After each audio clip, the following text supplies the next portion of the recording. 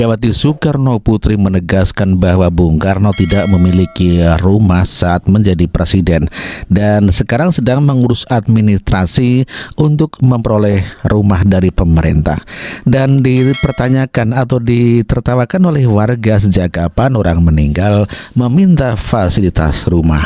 Dan itulah Megawati Soekarno Putri yang ditertawakan oleh warga. Kita dengarkan pernyataan Megawati Soekarno Putri. Dan supaya tahu nggak, bapak saya presiden pertama Republik Indonesia, pahlawan nasional, proklamator, bapak bangsa, nggak punya rumah, tahu nggak? Rumah dari pemerintah ini lagi diurus nih. Aku bilang gile deh Indonesia nih, keren tau. Jadi nggak punya, jadi kan saya lagi mesti ngurus lagi. Udah gitu Bu ya, kasihin aja gitu. Ini juga presiden gitu. Gitu aja, ngurus aja. Segala semua jadi birokrasi itu makin panjangnya berapa kilometer. Itulah pernyataan Megawati Soekarno Putri yang dikatakan sedang lucu lagi supaya tahu.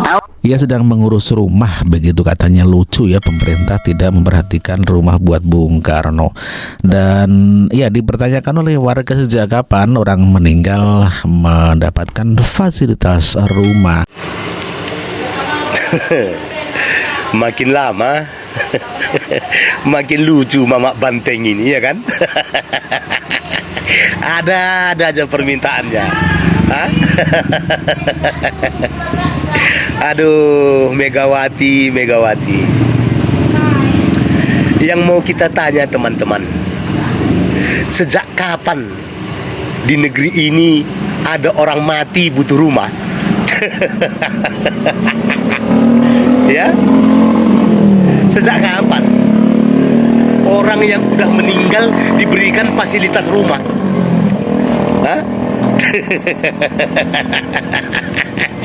Tambah lucu kan? Tambah lucu apa tambah bagaimana ini Ketua Umum PDI Perjuangan ini? Dia mengatakan, bapak saya presiden pertama Republik ini. Itu betul. Bapak saya sang proklamator. Itu juga betul. Bapak saya pahlawan nasional. Siapa yang bilang tidak? Ya kan? Tapi bapak saya tidak punya rumah. Itu katanya. Makanya dia katanya sedang mengurus administrasinya untuk meminta rumah jatah Bung Karno. Kan tambah lucu. Sejak kapan rupanya orang yang sudah meninggal diberi jatah rumah oleh negara?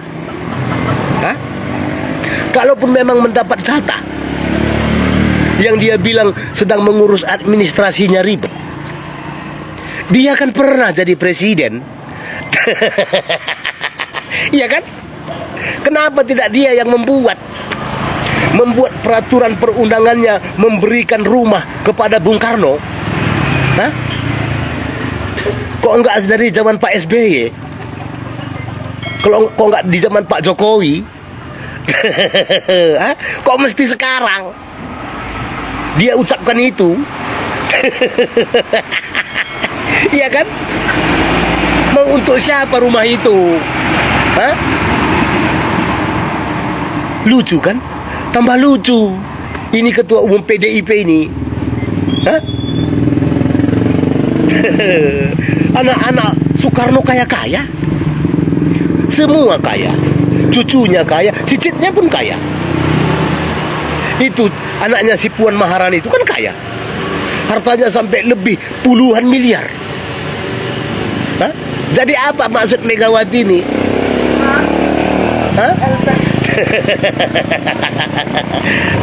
Meminta rumah kepada Bung Karno. Apa dia dimimpi sama Bung Karno supaya meminta jatah rumah kepada pemerintah negeri ini? Ya? Tambah lucu kan? Tambah lucu, tambah stres, atau tambah gimana? Karena udah pikun. Karena udah sepuh, udah 80 lebih umurnya. Kan begitu? Megawati, baru dengar saya, ya. Udah 50 tahun umur saya, baru dengar ada orang yang udah meninggal 30 tahun lebih minta jatah rumah sama negara. Di zaman dia dulu kan bisa dibuatnya peraturannya, mau 1 rumah, 2 rumah untuk seorang proklamator bangsa ini bisa dibuatnya kan. Kok mesti sekarang dia berkoar-koar? Hah? Udah mulailah ya, udah mulai boleh sadar ini ya.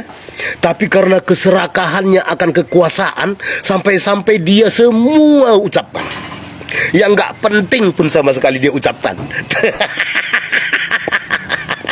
Ya begini dia. Karena apa? Nafsu berkuasa itu terlalu besar di hatinya dan di pikirannya. Ya, ya seperti Megawati ini.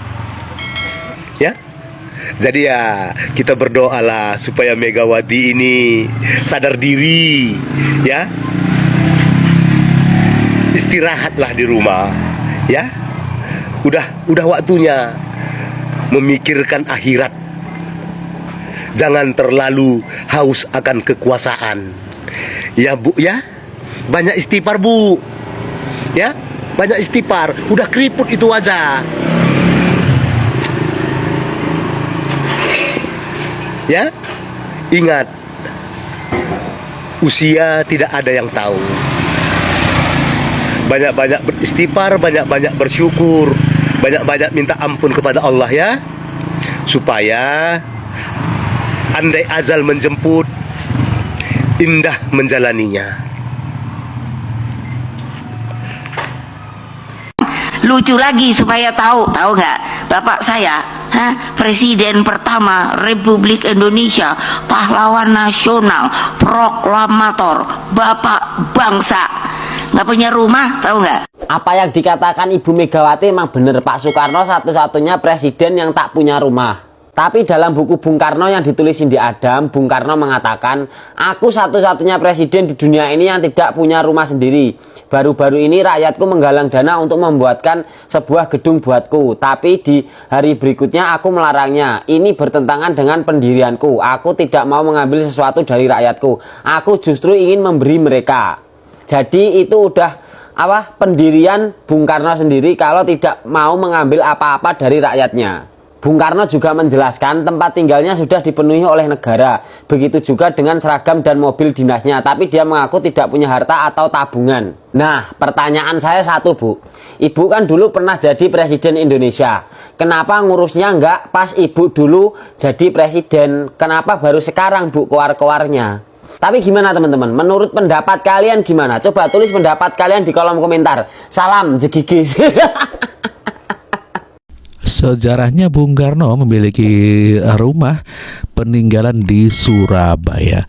Dan inilah ulasannya mengenai rumah Bung Karno di Surabaya.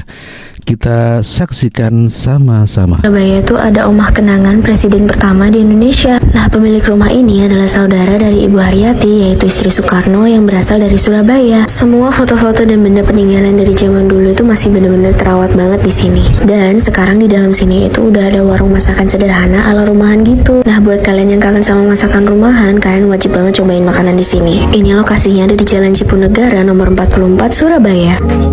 Baru Ya, itulah mengenai rumah Bung Karno ya, sebagai kenangan di Surabaya. Begitu banyak rumah foto-foto kenangan Bung Karno begitu ya. Sedangkan di Flores ND adalah rumah pengasingan pada saat Presiden Soekarno diasingkan oleh Belanda, dan kita saksikan sama-sama. Di zaman kolonial Belanda selama 7 kali, dan salah satunya di Pulau Flores, tepatnya di kota Ende. Dan di rumah inilah Bung Karno diasingkan selama 4 tahun, dari tahun 1934 sampai 1938. Bung Karno diasingkan bersama keluarganya, Ibu Inggit, mertuanya, dan salah satu anak angkatnya. Meski saat diasingkan, Bung Karno tetap memikirkan kemerdekaan Indonesia. Dan di kota inilah Bung Karno merenungkan tentang Pancasila. Ini adalah kamarnya Bung Karno. Di rumah ini ada 2 kamar, satu lagi kamar mertua dan kamar anak angkatnya Bung Karno. Dan ini adalah tongkat asli yang biasa Bung Karno gunakan. Kita lanjut ke arah belakang rumah, di sana ada ruang bersemedinya. Berasa sih energinya cukup kuat, dan di situ juga ada sumur tua. Konon katanya jika kita membasuh muka jadi awet muda. Dan di sebelahnya itu ada dapur. Sekian cerita singkatku ke rumah pengasingan Bung Karno. Itulah tadi cerita mengenai rumah pengasingan Bung Karno di Flores Ende di NTT, di mana selama 4 tahun Bung Karno diasingkan oleh penjajah ya, tentunya agar Bung Karno tidak memikirkan bangsa dan negara. Namun demikian, di sanalah lahir naskah Pancasila yang diimpikan oleh Bung Karno. Sedangkan di Rengas Dengklok ya, merupakan di daerah Bekasi kalau tidak salah, dan Jakarta di bagian timur, di mana rumah Jiao Kiseong. Di rumah inilah Bung Karno yang diculik oleh pemuda, di antaranya adalah Soekarni, agar Bung Karno membacakan proklamasi di lapangan Ikada atau lapangan Banteng kalau tidak salah ya. Dan ini sejarahnya kenapa anak-anak muda itu ingin langsung Bung Karno diculik oleh anak-anak muda agar secepatnya memproklamirkan diri. Karena kan anak muda udah tahu kalau Jepang menyerah ya, melawan sekutu ya. Adalah tempat bersejarah yang terkenal di Indonesia. Pada tanggal 16 Agustus 1945, Soekarno, proklamator kemerdekaan Indonesia, dan Muhammad Hatta, wakilnya, diculik oleh tentara Jepang dan dibawa ke rumah tersebut. Disinilah mereka dipaksa untuk menandatangani surat pengunduran diri dari jabatan yang kemudian diproklamasikan sebagai kemerdekaan Indonesia. Ya, itulah tadi sejarahnya Bung Karno dan Bung Hatta yang diculik ya, untuk memproklamirkan Republik Indonesia.